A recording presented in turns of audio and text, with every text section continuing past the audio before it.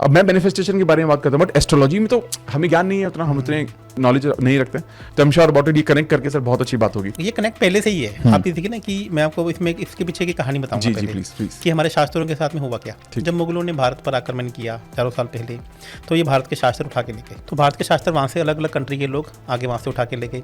अब जितने शास्त्र इनके हाथ में लगे, पूरे शास्त्रों से उठा के नहीं लगे कि बाकी को आग लगा दी, कुछ भारत में बचे रह गए।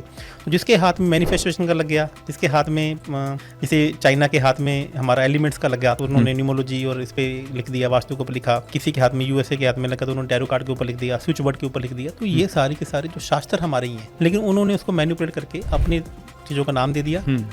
और हम लोग जानने अनजाने में अपनी संस्कृति को भूलकर उनके पीछे लगे हैं। जो 7 चक्रा है, ये 100% हमारा शास्त्र है उसमें। और आज आपको मैं ये भी बताऊंगा कि 7 चक्रा कैसे गलत पढ़ाया जा रहा है, इसके ऊपर बात करेंगे थोड़ा सा। लेकिन मैं आपको आज जो सबसे मेरा मेन उद्देश्य है कि हर भारतीय वो कैसे करोड़पति बने, कैसे अरबपति बने। क्योंकि हमें इसलिए करोड़पति नहीं बनना, इसलिए अरबपति नहीं बनना कि हमारे पास सिर्फ पैसा होना चाहिए। हम जो हमारे शास्त्रों में लिखा है कि एक अच्छे इंसान के पास पैसा होना चाहिए, ताकि वो समाज सेवा में अपना योगदान दे सके।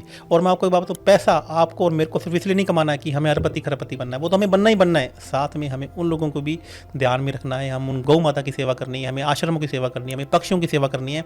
और आज मैं आपको बताऊंगा कि आपको पैसा कमाना है, और आपको पैसा कमाते समय आपको किसकी सेवा करने के लिए बोलना है कि मैं इसकी सेवा करूंगा। और ऊपर वाला कैसे आपके ऊपर मेहरबान होता है, क्योंकि उसको तो पैसा देना ही देना है। ब्रह्मांड के ऊपर, जो ब्रह्मांड ने ऊपर से पैसा देना है। आप मुझे बताइए, जब आप चेक काटते हैं तो आप देखते हैं कि 1 लाख रुपए के पीछे 5 बिंदियां हैं, 10 लाख के ऊपर 6 बिंदियां हैं, 1 करोड़ के ऊपर 7 बिंदियां हैं। जब ऊपर वाला आपके ऊपर तथास्तु बोल देगा तो वो बिंदियां दिख रहा है क्या? सही बात है।